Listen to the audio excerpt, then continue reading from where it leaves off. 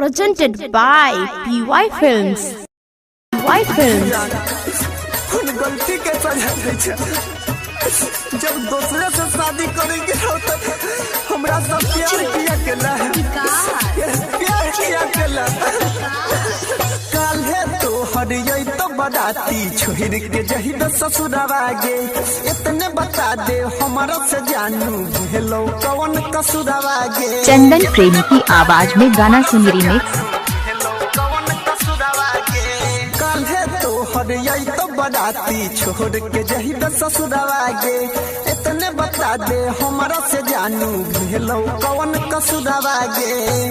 सहबो नयाब हम सहबो नयाब हम तोहर जुदाई गे किन के खाई लेबो मुसके दवाई तब होतो तोहर विदाई गे जानू किन के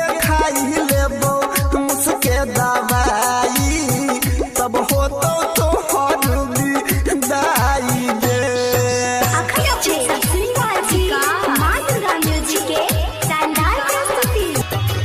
इलाका किसी का हो धमाका डीजे चंदन मुकेश का होगा।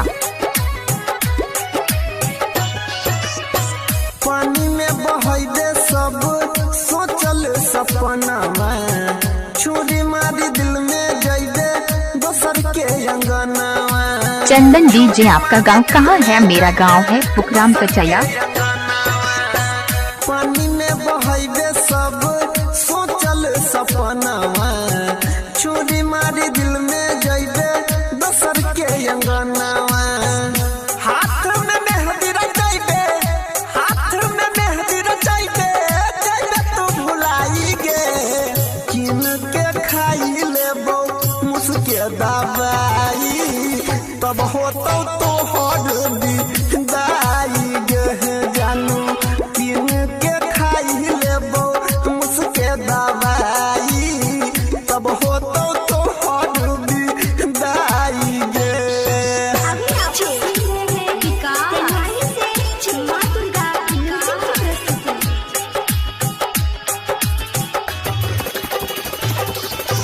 मटियार कला सीतामढ़ी मटियार कला सीतामढ़ी।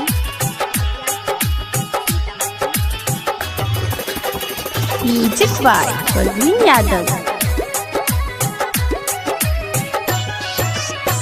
मंगिया में सजैबे सेनुरा कमलेश के नाम के जैब शमशान हम वही दिन शाम के जैब शमशान हम वही दिन मंगिया में सजैबे सेनुरा देवेंद्र के नाम के जैब शमशान हम वही दिन शाम के।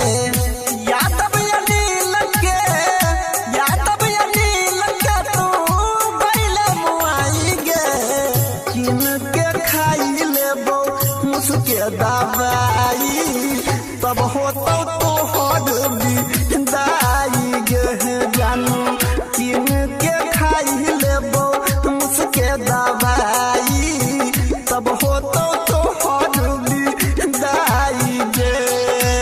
काल्हे तोहर तो बराती छोड़ के जही ससुरावा गे इतने बता दे हमारा से जानू हेलो कौन कसुरावा गे।